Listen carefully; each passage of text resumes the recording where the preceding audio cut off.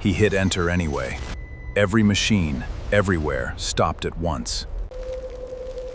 The world went silent. Too silent. One light stayed on. Has brains.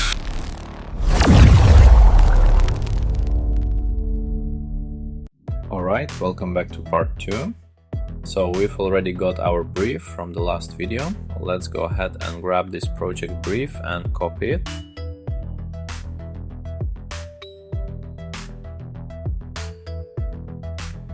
I'm going to create a folder in our repo right here on the computer, and inside it just create a file called project brief, and we'll paste all that content in.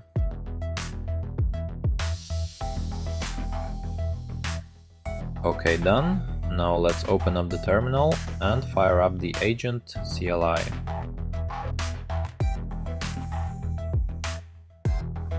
So I've got my own agents for this, basically a team of agents whose whole job is to build other agent teams. My main one here is called Architect, so I'm going to go ahead and invoke Architect.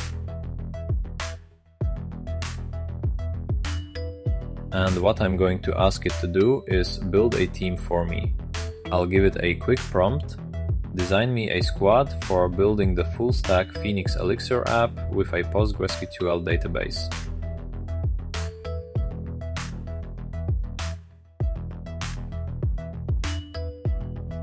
And hit enter.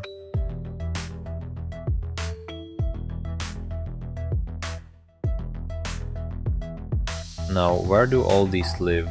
All of these agents are sitting in my main agent folder on the computer. I've already got Squad Designer, Squad Analytics, a bunch of others in there that help me put a team together. And you can see it's already come back with some design proposals. So right here it's giving us the agents and the kind of real-world role each one maps to. For example, a project manager that can take the brief and turn it into a PRD with acceptance criteria, a security reviewer to validate everything,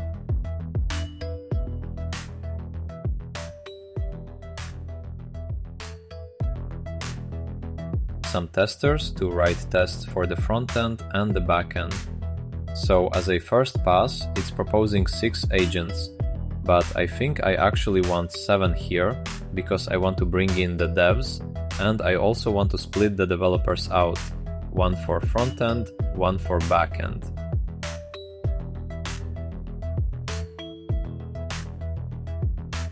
And notice it's also proposing some extra skills that I already have lying around. Git commit, the GitHub CLI, a couple of MCP bits, Slack messaging.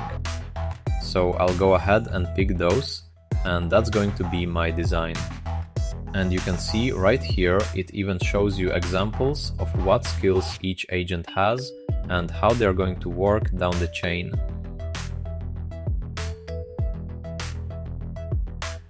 And then it goes ahead and creates an initial design JSON.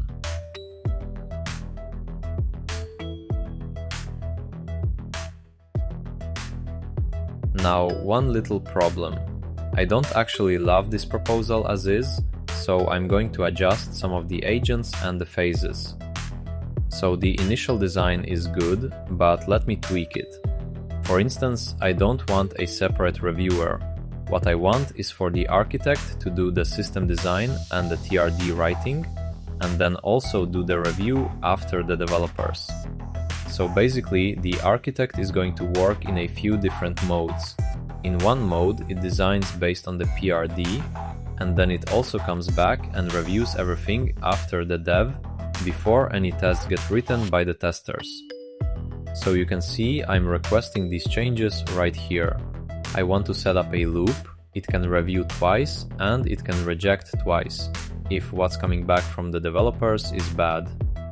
And then for the last agent, I want to bring the project manager back in, because the PM is the one that knows all the acceptance criteria.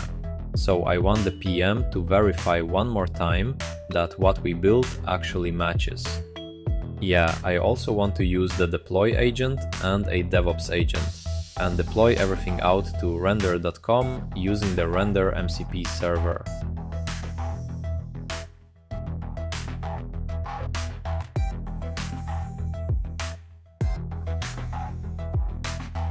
And then let me think. I want to rename tester to QE because it's going to be writing test cases, not just tests.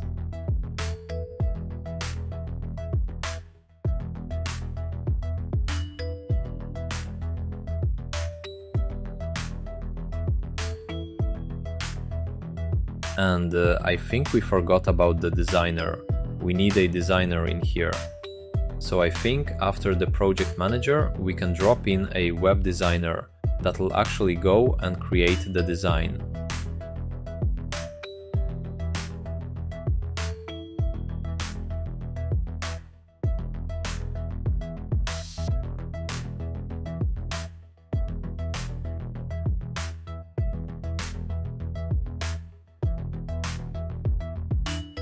So just real quick, right here you can see the designer got added, we've got verification phases, the architect's going to verify everything, we renamed tester to QE, and we've got the project manager doing that extra acceptance pass at the end.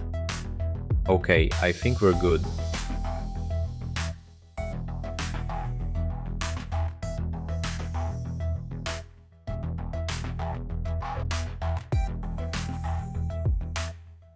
Let's go ahead and approve this design. So now it's going to review it one more time. If we don't have any errors, okay, let's approve this. And yeah, it runs one more pass. Where's the... Okay, there we go.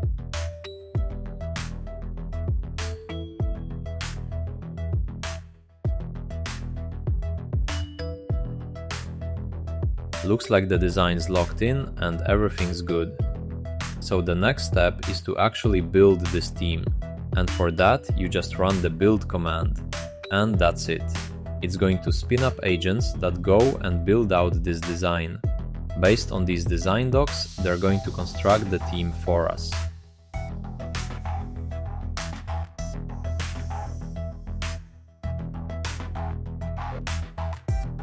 And yeah, you can see we've already got the agent folder, the settings, we've got a squad folder with the design and everything we need to start building. So the squad build agents are already running. And here's the thing. We are going to run multiple squad build agents in parallel, because that's just going to speed the whole thing up. So you can see we've got more than 3 of them going now, and they are already starting to create the agents, basically building the team of our design. And it's also creating the commands that we need to run the team, plus all the skills we need as well.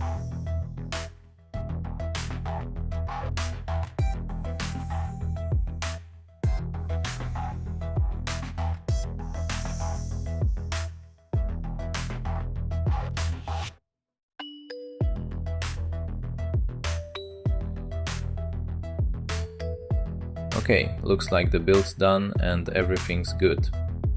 Now it might not be perfect, and that's really not a big deal, because what I usually do is build the team, and then over the next few days, as I actually start using it, I go in and adjust it. I've got special team adjustment agents that help me tune it and get it doing exactly what I need. Yeah, but just to check whether this team actually works, I'm going to go ahead and run its main command, the one that runs the whole agents team, and I'm going to run it in dry mode.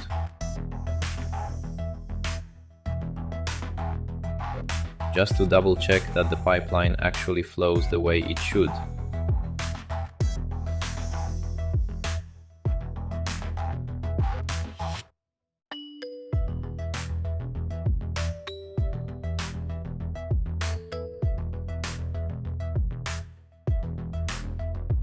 So you can see it's telling us it's going to dispatch 10 sub-agents.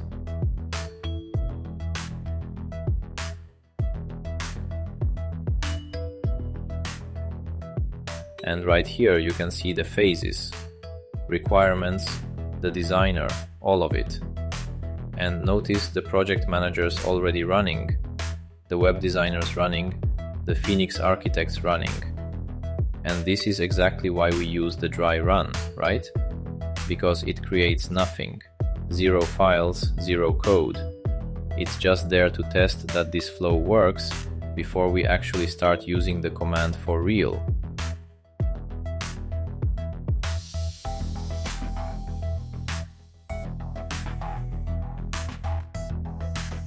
And you can see down here we've got QE, we've got the security review, which is really interesting to watch. And now we've got the deployment. Very good. So we've got the whole agent flow going. And since we're not doing any real development here, it just skips the dev part and runs through the testing flow for now. So thanks for sticking with me. I'll see you in the next part, where we actually start real development with this team we just built. And we'll go in and adjust the team.